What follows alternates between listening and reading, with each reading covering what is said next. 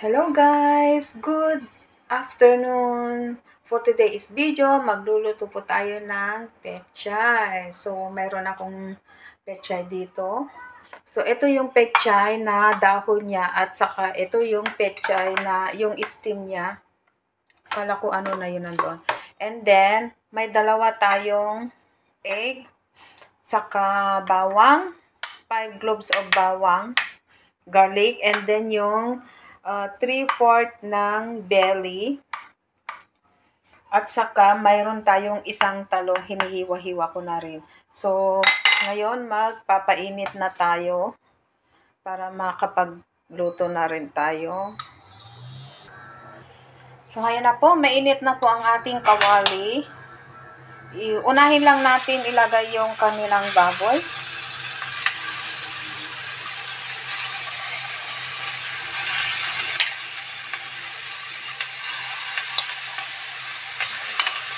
Huwag muna natin lagyan ng mantika.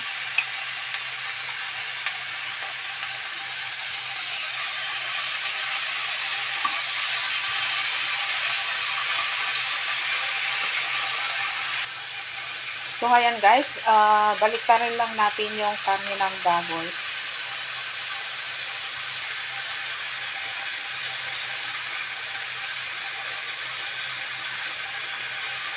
Ayan, para ano naman, patas yung pagkaluto niya.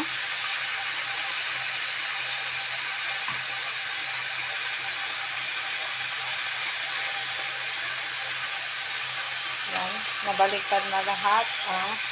Wait lang para paglabas ng mantika niya.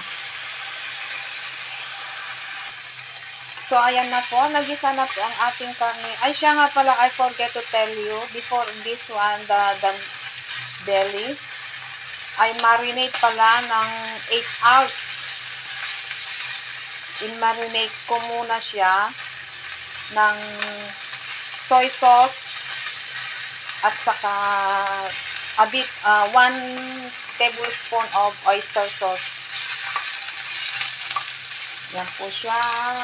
So, now okay, now the meat become turning brown na. So, okay na po siya. Nagmantika na. Ayan, nagmantika na siya. So, ilagay na natin ang ating bawang. Itabi muna natin. Put in one side first. I-set aside lang natin yung karne. Ganyan. Ay, napatay pala.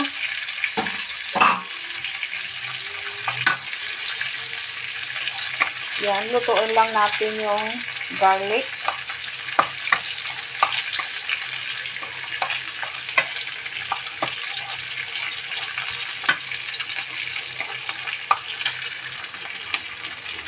So, okay, the garlic is already cooked. So, need to put now the stem of the pechay. Unahin natin kasi yan yung matigas na parte ng pechay. So, unahin lang natin na iluto. Then, mix all together with the meat. So, I think it's okay now this. Pwede na natin ihalo yung talong. Lagay na natin yung talong. And then, mix all together again. Halo-halo. Hindi halo-halong pagkain ha. Yung halo lang ang halo. Yan. So, let it put oyster sauce. Ito yung gamit ko ng oyster sauce. Aga-aga lang. Ayan. Parang ano lang siya. 2 tablespoon lang siya. Ayan.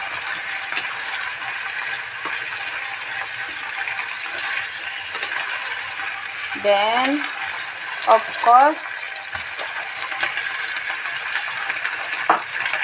kunting light sauce lang kasi yung karne kanina na i-marinate na natin. So, 1 tablespoon lang siya. Ayan.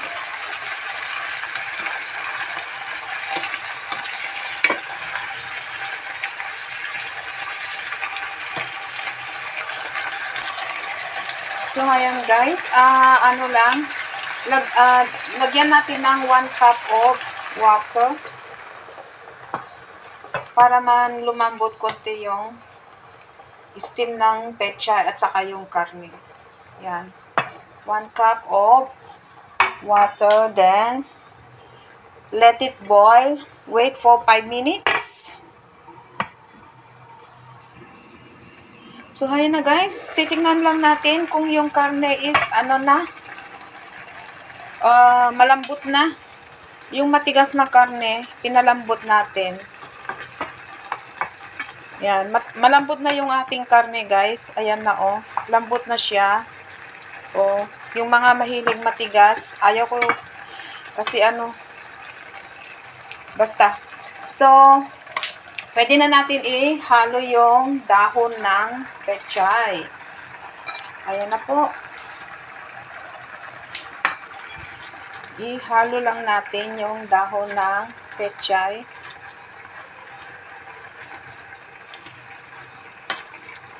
So, yan, kunting ano lang po siya, halo-halo.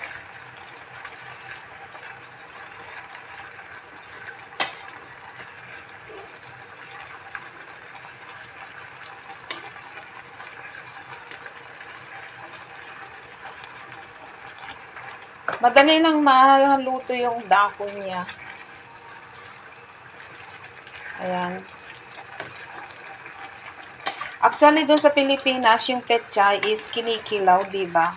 Isawsaw sa, ano, sa bagoong na isda with calamansi. Agoy, ang sarap.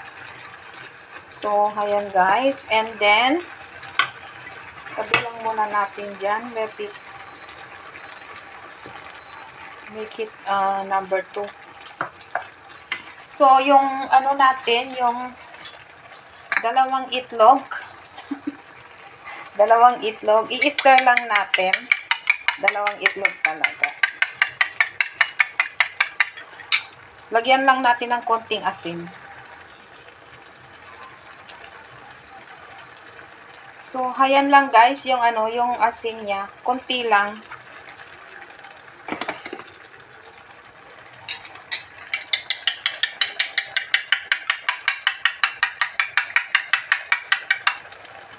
Yan.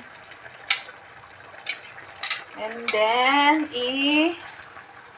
buhos na natin dito.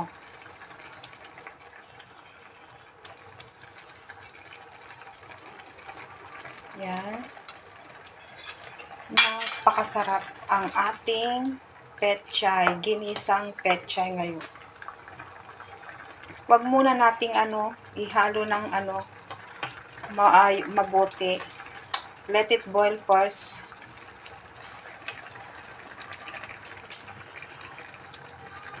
So, ayan guys, okay na. Mayroon ako ditong tinunaw na cornstarch. Pang ano lang natin, pang gawin lang natin medyo malapot konti. So, ibuhos lang natin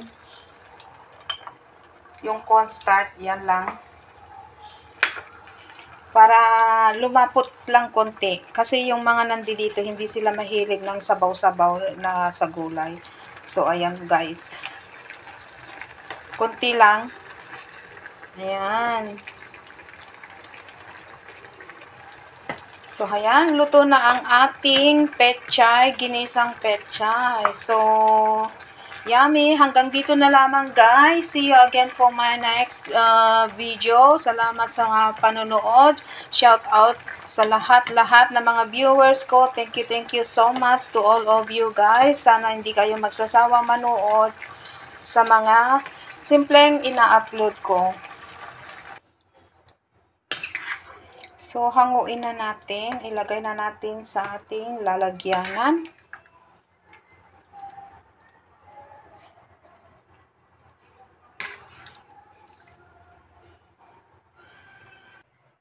So, ayan na guys. Luto na ang ating ginisang pechay. See you again for my next video. Bye-bye and God bless everyone. Bye! Thank you for watching.